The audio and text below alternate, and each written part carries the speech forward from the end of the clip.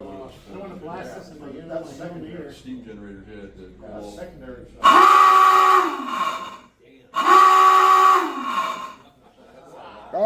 Dive! Close enough. That's going to. Good idea. All our stuff is locked up back there.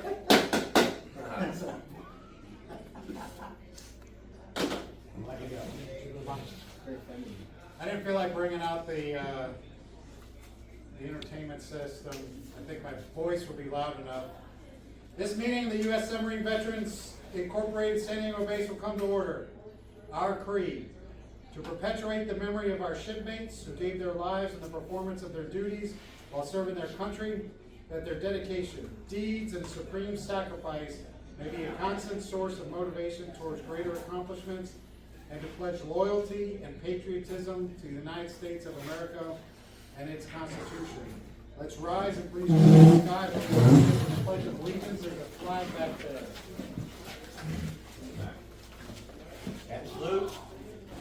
I pledge Allegiance to the flag of the United States of America and to the republic for which it stands, one nation under God, indivisible, with liberty and justice for all. Two. All right. Chaplain's not here today, so let's bow our heads. Eternal Father, we thank you for the heritage and liberty we enjoy as Americans and for the privilege of having served in the submarine service. We ask your blessing for our shipmates who have made the supreme sacrifice in service to our nation as we gather here this evening to honor and remember them. Bless our shipmates who have gone ahead on eternal patrol and those of our group who are sick, troubled, and bereaved. And bless and protect our shipmates on active duty as they serve in the first line of defense of our nation. We humbly ask this in your name. Amen. Amen. All right, there was nothing for eternal patrol. Thank God. All right, the following boats were lost during the month of August. Bell ringer, who's in the back, please strike a toll for the following boats. USS Bullhead, SS 332, lost on August 6, 1945, with the loss of 84 members in the Lompoc Strait while on her third war patrol when sunk by a depth charge dropped by a Japanese Army plane. Bullhead was the last submarine lost during World War II.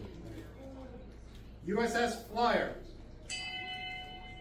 SS 250, lost on August 13, 1944, with the loss of 78 crew members while on her second war patrol. Flyer was transiting on the surface when she was rocked by a massive explosion, which was probably a mine, and sank within less than a minute. 13 survivors, some injured, made it into the water and swam to shore. 8 survived, and 6 days later, friendly natives guided them to a coast watcher, and they were evacuated by the USS Redfin, SS 272. USS S-39, SS 144, lost on August 13, 1942, after grounding on a reef south of Roswell Island while on her third war patrol. The entire crew was able to get off and was rescued by the HMAS Katuhumba. I did not say that right. USS Harder, SS 257, lost on August 24, 1944, with the loss of 79 crew members from a depth charge attack by a minesweeper near Bataan while on her 6th war patrol. Harder had won a Presidential Unit Citation for her first 5 war patrols, and Commander Dealey was awarded the Congressional Medal of Honor posthumously. Harder is tied for 9th in the number of enemy ships sunk. USS Cochino, SS 345, lost on August 26, 1949, after being jolted by a violent polar gale off Norway caused an electrical fire and battery explosion that generated hydrogen and chlorine gases. In extremely bad weather, men of Cochina and Tusk, SS 426, fought to save the submarine for 14 hours. After a second battery explosion, a bandit ship was ordered. the Cochino sank. Test crew rescued all of Cochino's men except for one civilian engineer. However, 6 sailors from the test were lost during the rescue. Please observe a moment of silent prayer.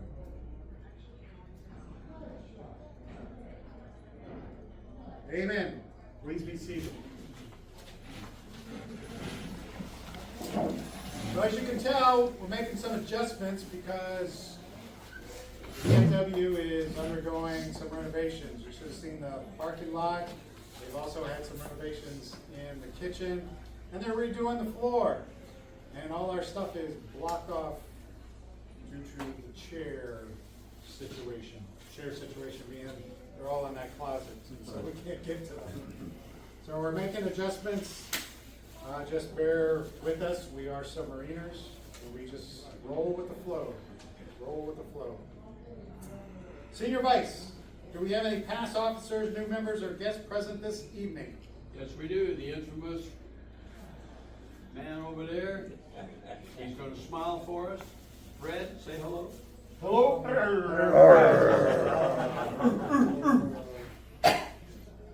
Then we have Steve. Right. He's a man. Hey, Secretary, how many members are present? 17. Mr. Treasurer, may we have your report? Yes, sir. Currently, in the checking account, we have 2,213.13, and you can see I passed out to those of you the synopsis sheet here, and it shows that we had 6 checks written during the month. We also had income. Our total checks written were $444.20. Income, $2,125.02, and total expense for the year, or for the period, was $1,059.02, including savings that we have of $19,754. Our total in the bank, $21,967.67. Any questions? Stand as presented.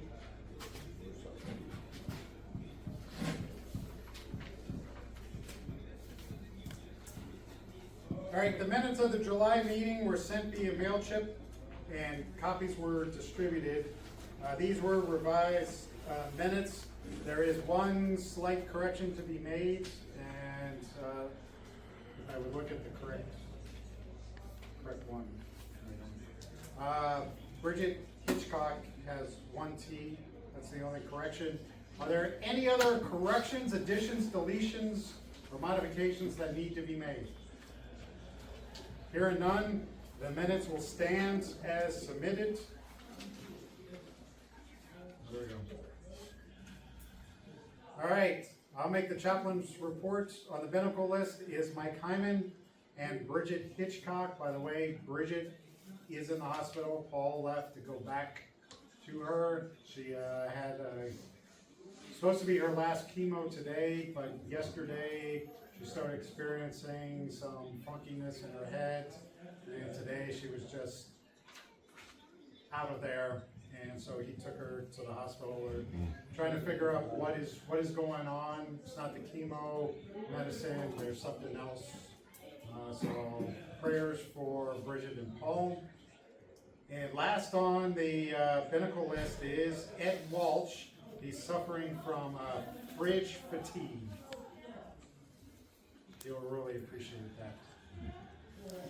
If you have any questions about fridge fatigue, Dave over there is the expert on it, so he'll be able to answer any questions. Or you might be asking his mother, one of the two. Parade committee, Jack. Highway Parade, 13th September, that's the early one. It's at 9 o'clock, float starts at 7:30. And the last one of the year will be the Veterans Day Parade, 11 November downtown. Parade starts at 10, and we'll start at 8:30 for the flag, for the stages. We'll talk more about the September parade in September, because luckily we'll have a meeting right before that. Membership. 166. 166. Scholarship, because Paul's not here, he is still working on, updating the procedure for submission of the packages via email. He will get back to us. Storekeeper, you're gonna be getting a email from, via MailChimp, asking how many calendars you want. Understand that we cannot quote a price per calendar till we know how many calendars we're going to purchase, because of discounts available for the more calendars that we buy. So this will just be to how many do you want. So if you want a calendar, reply to the email. If you don't want a calendar, don't reply. Fred? Just a question. To make our count higher, have we asked the bases around that don't, do they want to jump in with us? That is that's a good thing. Since this was just new today, I will contact those bases to see if we can up it, because I know that Rocky used to, that's how he used to run it. And so I will contact the other two to see if we can get more numbers, and I'll ask them to do the same thing. Okay. Thank you, Fred, for that. An actual one that works. You seem to be the only one surprised.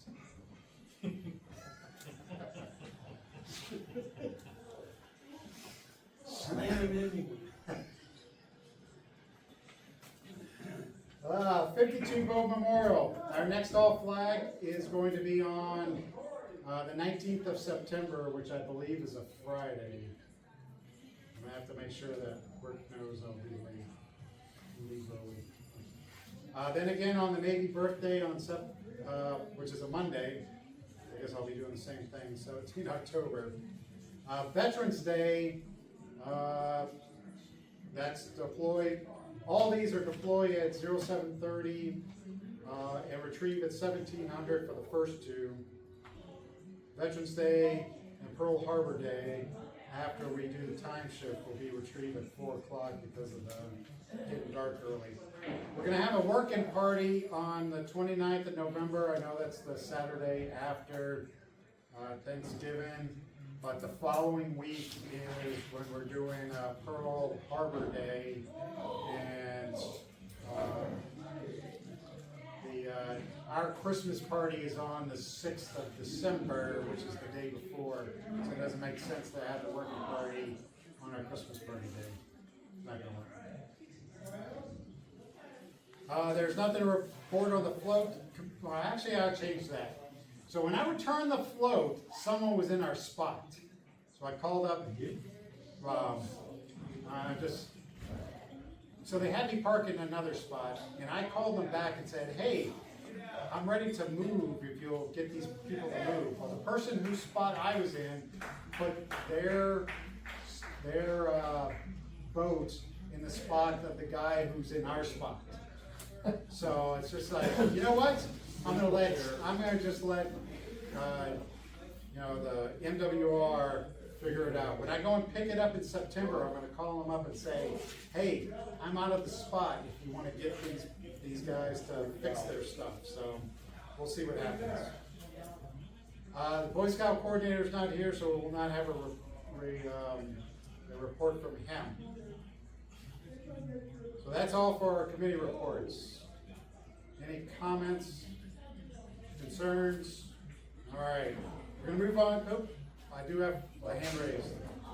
For anybody else who, from the picnic, if you have any expenses that you wish to submit, please get them to me so I can repay you for them. Okay? Thank you. All right, now we're gonna move on to the presentation. I lost my clicker. All right. Just so you know,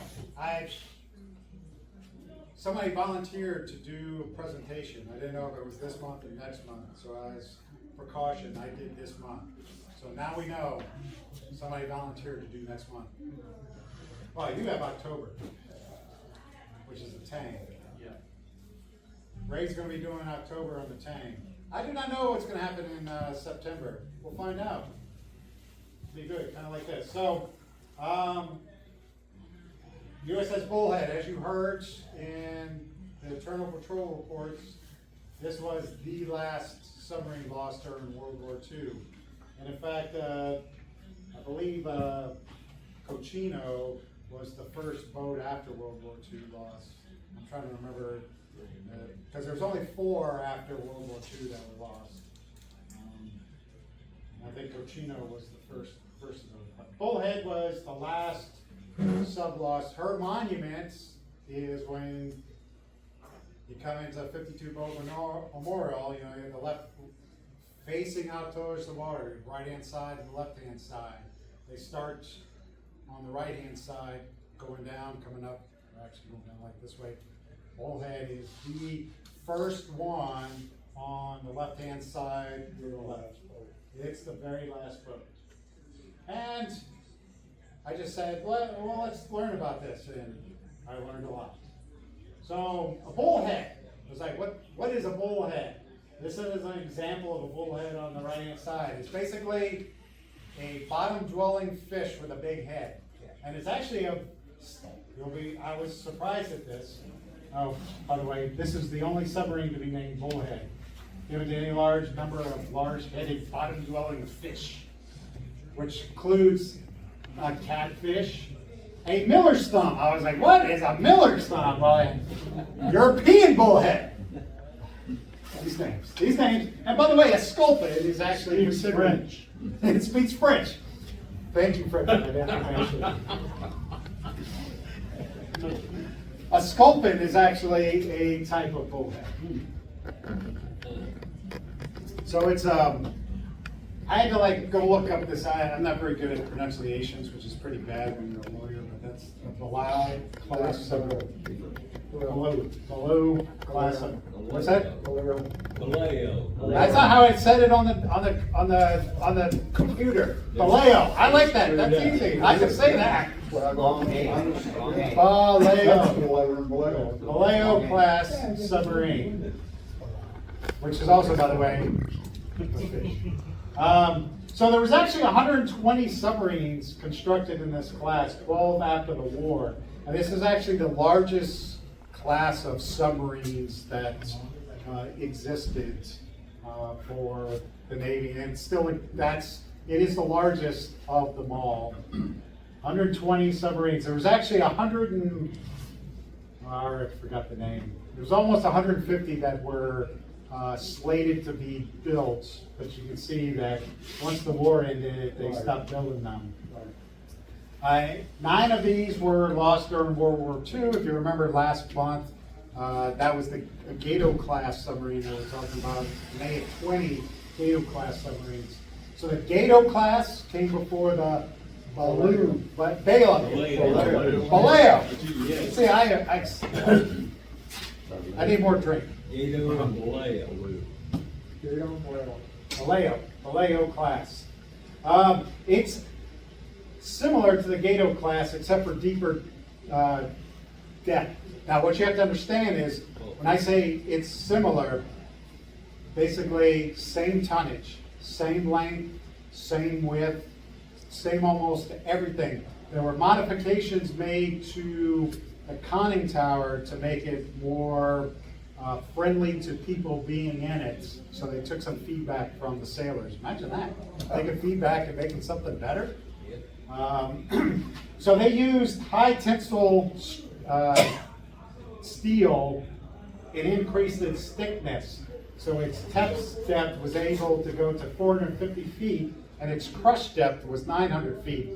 And in fact, I'm stealing one of your things, is the tank actually took it to 600 feet and trying to add some flooding and went down deep. So that's one of these class subs went. But in fact, it was limited to 400 feet because the trim pump didn't have the capacity to pump at 450 feet, or actually greater than 400 feet. They eventually did do modifications to the trim pump, but they didn't appear to all their submarines. Here you go. It was limited to it's 20.25 knots. I like that, 0.25 knots, and 8.75 submerged. The Gato class was 21 and 9. So it was, imagine that. It's thicker, it's thicker, so it's, even though the same tonnage, but it was slightly, slower than the Gato class. And this had a complement of 10 officers and 70 enlisted, and if you remember, the Gato class was 7 officers and 54 enlisted, so they put more people on the same submarine. That's the Navy for you. All right, so the Bullhead's keel was laid October of 1943. She was launched in July of 44 and commissioned in December of 44. Again, amazing how they were able to build these submarines in such a short time period. That's her her little insignia. I really liked it because you can see that it is a bullhead, because you can't see the submarine, you just see the little tail, and it's shooting torpedoes out of its nostrils, sinking the ship. I thought that was very ingenious. All right, her first war patrol. She actually left Opera Harbor on 21 March 1945, and she patrolled in the South China Sea. Very uneventful first war patrol, except for one fact. We'll get to it. And she returned to Subic Bay. So you can see, well, from one port, returned to a different port. 28 April 1945. During that time period, she bombarded the Pirates Islands. She, at this time, had a 4-inch gun. That's what she was shooting with. She was able to shoot 4 mines. And they rescued 3 survivors of a downed B-25. Here's an interesting fact. Admiral Lockwood actually authorized Martin Sheridan, who was a Boston Globe reporter and a war correspondent, to accompany the sub. He had just come back from doing a war correspondence with the B-52 bombers who were dropping bombs on Japan. So he was authorized, he asked, okay, can I go on a sub? And let him go on the sub. Admiral Fyfe was actually pleased with... What you said, B-50. Or what, 45. yeah. I just knew it was B something. I'm a submarine. Bomber. A bomber. Any Airedales here? Any Airedales? Okay. You are A now. little bit, yeah. He was actually pleased with Sheridan's reporting. However, Fleet Admiral King sent the following response. War correspondents may not go on submarine war patrols. And so Martin Sheridan became the first and only war correspondent to go on a war patrol. He actually published a book called Overdue and Presumed Lost, the story of the USS Bullhead in 1947.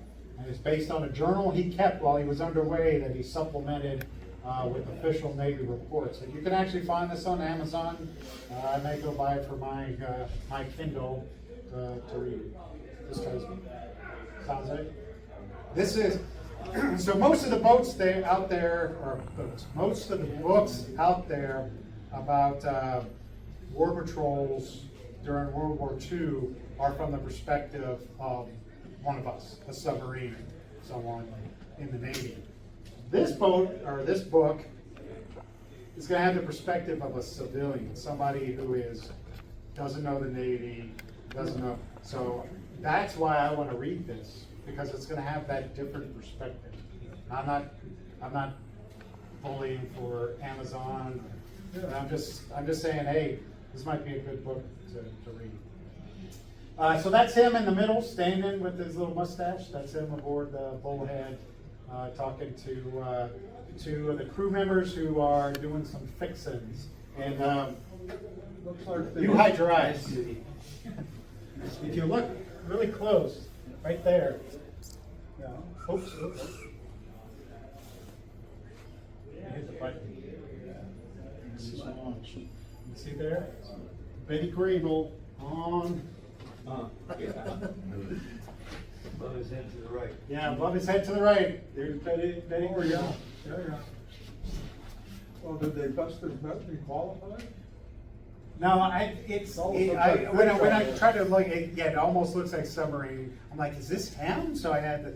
No, it's a something on the shirt to fix. It's not insignia. It's basically a decoration. It's a greasy spoon. It's a greasy spoon. So on her second war patrol, so in between her first war patrol and her second war patrol, they took off the 4-inch gun and put on a big 5-inch gun. She left Subic Bay on 21 May 1945 and was just patrolling the Gulf of Siam and the Java Sea. And then she returned to Fremantle, that's in Australia, you didn't know, pretty sure that you all did know that, on 2nd of July. During this time frame, she sunk 2 large and 2 small vessels for a total tonnage of 1,850 tons. She damaged some other vessels for a total of 1,300 tons, and she also rescued 10 Japanese conscripts from a Japanese coastal freighter. After they interrogated them to see if they had any information, they punted them off to some other ship that they rescued them. So when she came back, they had a change of command. So Lieutenant Commander Edward Holt, relieved as commanding officer, he had 10 war patrols as a junior officer. So he's about to go on his 11th, and now as the commanding officer of Bullhead. And over the few weeks after the change of command, he worked with the guy he relieved, Walter Griffith, to make the plans for what they were going to do on the war patrol. Walter Griffith actually went to go work for Nimitz. So on the 3rd War Patrol, they left Fremantle on 31 July 1945. They were part of a wolf pack with Captain and Puffer. Their patrol area was to be in the Java Sea until September 5th, at which point then they were to return to Subic Bay. So they were slated, once again, you will see different ports. But her last sighting was August 4th, when she transferred mail to a Dutch submarine, the HNLMS 021, about 350 miles south of Lombok Strait. On August 6th, she actually reported, so she's doing radio communication, that she had passed through the Lombok Strait. And that was the last word that was ever heard from her. On August 12th, Captain had sent a radio message ordering her to take position in line with Captain and the Puffer, because they were going to be patrolling the South China Sea. That was going to be part of their war patrol. And then they received nothing. And so on August 15th, they reported that they had been unable to contact the Bullhead. So we had to go and reconstruct what actually happened to her. And so here's the Lombok Strait. You know, it's in between Bali and Lombok, and they basically came up through the Lombok Strait up onto the northeast point of Bali. And what her fate is Japanese aircraft reported attacking a submarine on August 6th. They claimed 2 direct hits, so they dropped depth charges. You know, you heard in the internal patrol, it said 1 depth charge, but per the reports, it dropped 2. And 10 minutes later, there was a great amount of gushing of oil and air bubbles that rose in the water. So that was her fate. And there's where she's at. Her resting place is just off the northeastern part of Bali, just outside the Lombok Strait. What they believe is when she came around, there's high mountain areas. And so they believe that shortened her ability to see aircraft coming in with the radar. And that's why she was not able to dive in time before the aircraft dropped the depth charges on her. So 84 band went on Eternal Patrol, and that's the report of them. I went and looked through all 84 of them. Only 4 were from California. Hollywood,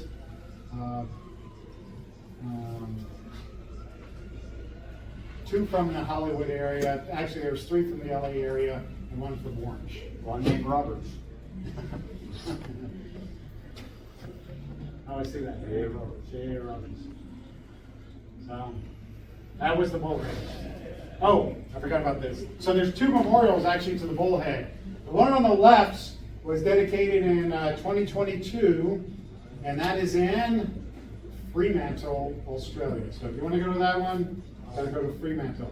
If you want to go to the one on the right, that's a little bit closer. That one was 1979, dedicated 1979, and that's in Albuquerque, New Mexico.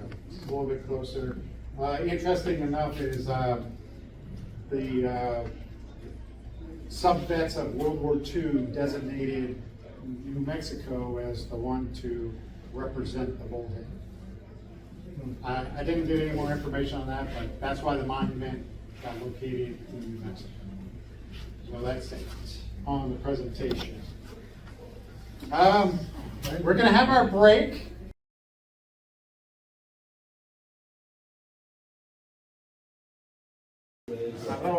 My little knocker. I am an ET. All right. Go home, E.T. We forgive you. Take me home. All right. From unfinished business, we're going to close out the sub-vet picnic. Harry said, hey, if you bought anything for it, bring him the receipt and he will reimburse it. So we'd like to close that out so we know how much we spent on the picnic. We had almost 100 people there. I'm not going to quite say that we had 100, but we had close to 100 people there. It was a good turnout.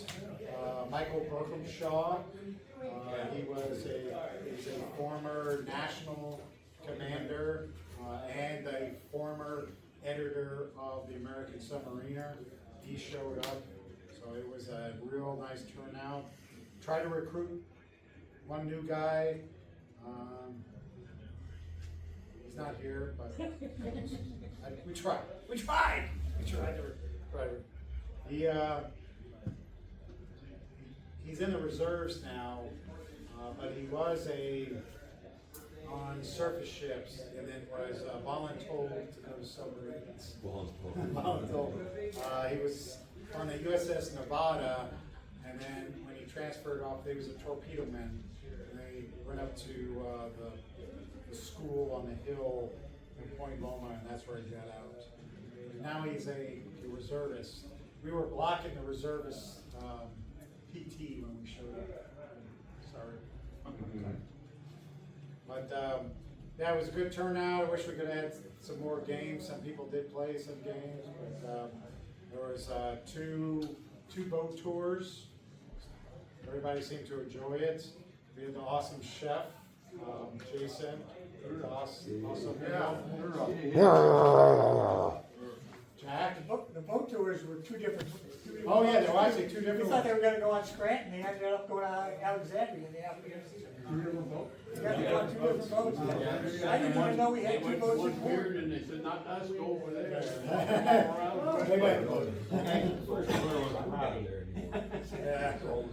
Yeah. I might say that one of the lessons I think that we're going to do for next year. So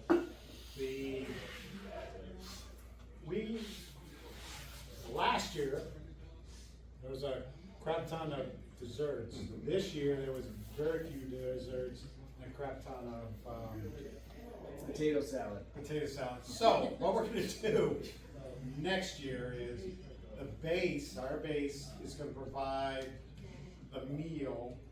People are going to be encouraged to bring a dessert to share. And so that'll just be it.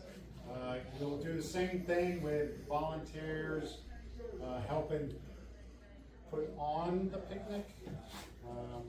But we as the base will provide the meal with the exception of the desserts. That way it'll just make it simple and I think easier. And I'm gonna make some smoked beans, I think, for the next One veggie, one salad. Smoked beans. They're really good. Really good. I've done it once. Might have to up how much there is, but they'll be all right. Additionally, you know, I had 5 beers. Predominantly 2 of them were drunk, so I'm only gonna bring 3 beers next time, just 3. In the Keezer, which I have to fix because there was a casualty going to the picnic. But I think the picnic was a good success. I didn't hear any complaints this year, so. Yeah. Harry did a great job running the show under the tent. Yeah, no. All right. Any feedback that you want to provide on the picnic, you can send me to an email. You can make it anonymous, so you don't have to say it here. Moving on to new business. As I indicated in the commander's corner, we're going to put off planning for the Christmas party to next month. Be thinking about kind of what you want. Dave is willing to step up to head honcho some things, but I would prefer that we minimize the number of people of our base involved in the cooking. I'm gonna have to try to get together with Christine and Dave, and we'll figure out what to do, but you have an idea for the meal, whether we cater it or we do what we've done in the past. Bring it to the next meeting and we will discuss it. But no talking about the Christmas party today, next one. All right, or next month. Good of the order. We'll recognize members for good of the order. You get some minutes. Say who you are. Say your piece. Sit down. All right. I was supposed to forward it. I'll get to you in just a moment. Is this about the Christmas party or is it about good of the order? Something else, good of the order. All right, I'll come back to you. I was supposed to forward an email to you about the national convention. How many of you are going to the national convention? How many of you would have read that email that I sent out? Now you know why I sent it, because you are going to the national convention. The issue is they've met the minimum for the hotel months. However, people aren't signing up for the activities, and I'm going. I signed up for a bunch of activities, but I'm limited in what I can sign up for because there's also the business aspect of it, and I want to be able to bring things back to the group about what is happening business-wise with national. So that's why I didn't forward it to you. But if anybody asks, did you get the email? You can tell them the truth. No! Because I wasn't going. Base commander said he wasn't going to fill up my inbox with spam. Western Region is going to open up registration at the end of the National Convention, so that'll be September 6th.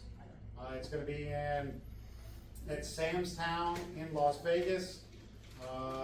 They will put up a link for you to get the hotel rentals.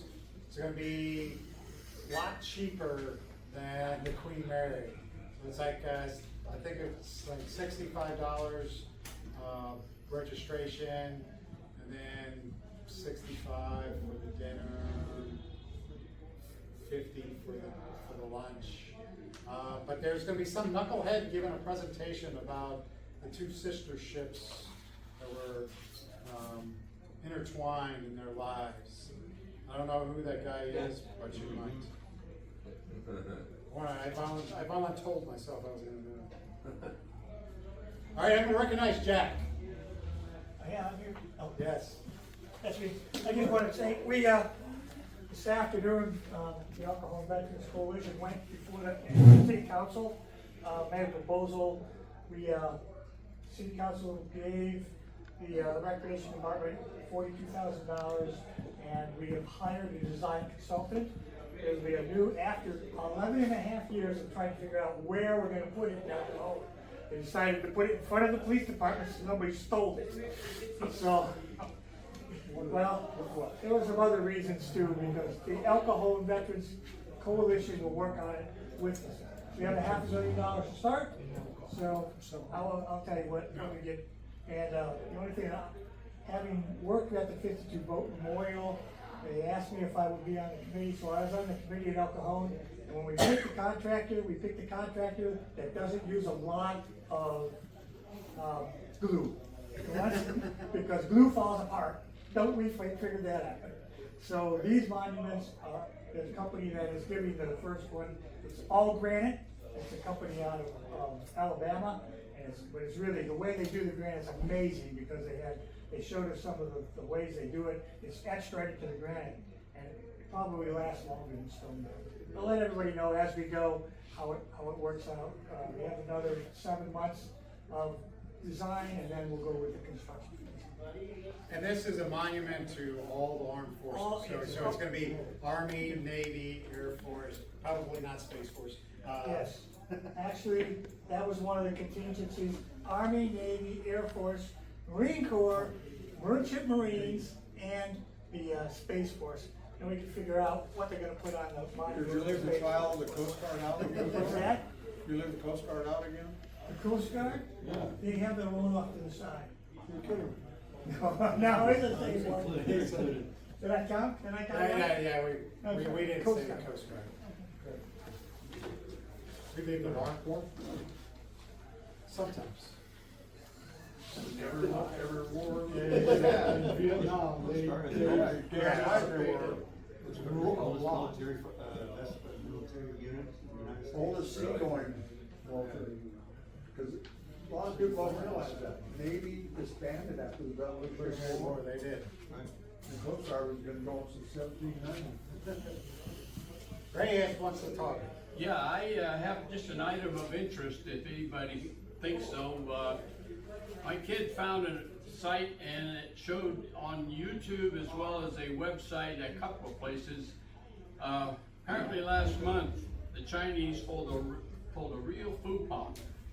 They had, little history first, in the South China Sea, there are 4 different atolls / islands where the Chinese have put in harbors and small airfields and stations of their people, so that they can claim a lot of the atolls and islands closer to the Philippines. And they're trying to push that claiming in the South China Sea towards the Philippines. So what's happened is they put buildings and people in a whole place, in 4 different places in the South China Sea. One of those, the Philippines had already laid claim to about 10 years ago by bringing a former U.S. World War II LST in there and anchoring it right on the reef around this particular island. And they have kept a small component of people there ever since. Every month they have to go over there with a load of food and chow, etc., and change people. Well, what's happened is the Chinese started, first it was just going by and screaming and yelling at them. Then they started shooting fireworks at this resupply vessel coming in there. They've shot a few small rounds of ammunition into the water around the boat. Well, a couple of months ago, the Chinese had this idea that they were going to harass this resupply vessel. So this thing is coming across, chugga, chugga, chugga, and the Chinese had sent their Coast Guard out there, which is the regular white ship with the red slash on the hull, to harass this resupply ship. So what happens but one of the Chinese skippers, but one of their brand new destroyers, decides he's going to get into the act too. Now here's the Chinese Coast Guard and the Filipino, and they're coming like this, and they're getting to start harassing him. And this guy comes barreling through there, and just my looking at the video, I think he must be doing in excess of 20 knots. Yeah. Cuts right across the bow of this resupply ship and hits the Coast Guard vessel, knocks the bow off of it, pokes a hole in the side of the destroyer. Interestingly, not a single word has been sent in the press or in our military to try to embarrass the damn Chinese. But if you just do a search for collision between Chinese and the Philippine resupply ship, it'll pop up in about 4 different places to go look at the videos that people have made of it. It is hilarious to see it afterwards. But you got the one pictures from the bridge of the Philippine resupply ship, and that destroyer comes by. He can't be but about one ship width in front of the bow of that resupply ship. He whips around, and apparently he and the other Chinese Coast Guard ship had a nice bump X. But it's interesting for old sailors to see that. Yeah, Fred? Just one quick thing, when you see this video, it's filmed by one of them. So how did that get out?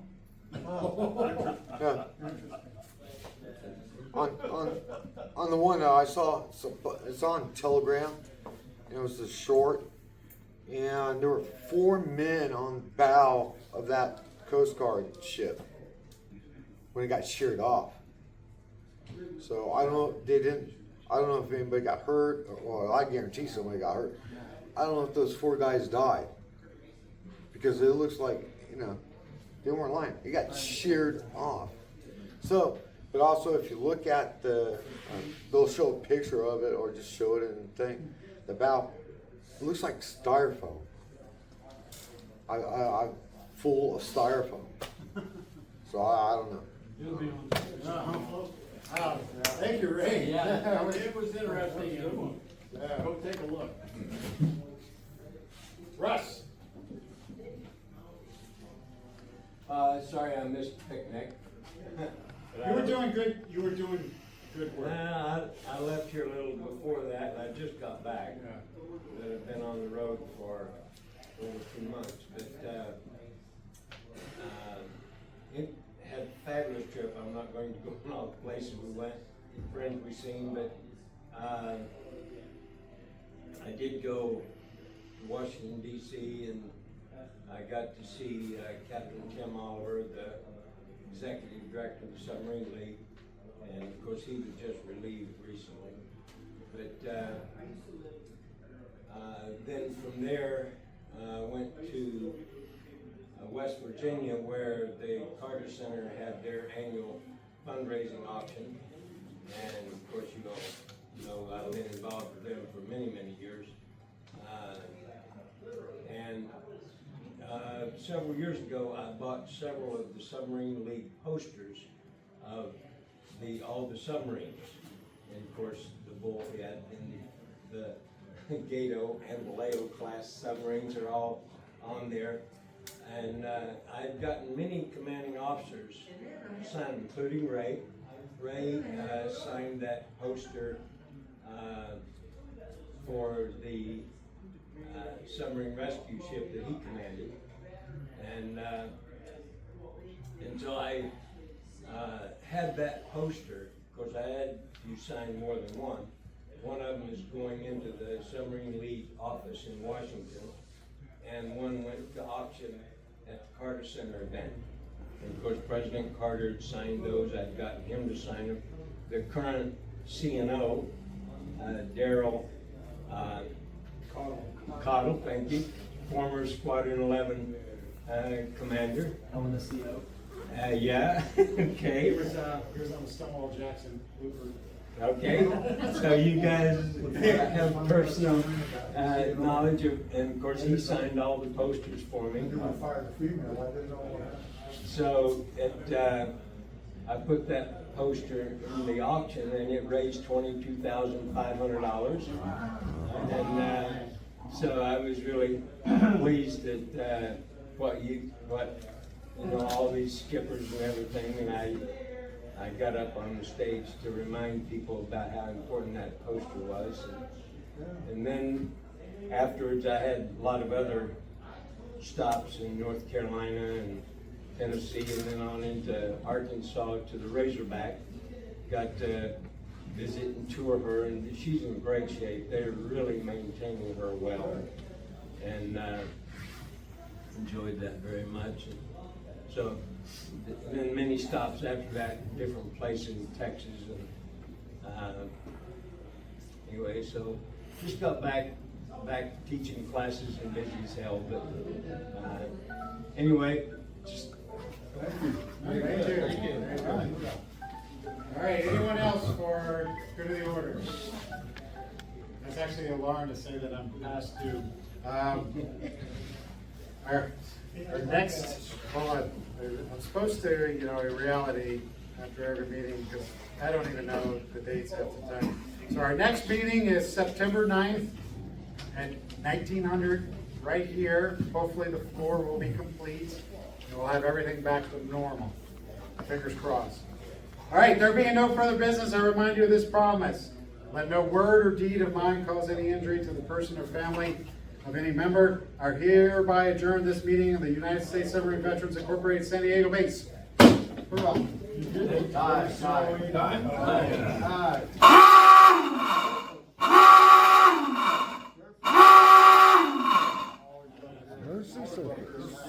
Mercy blow.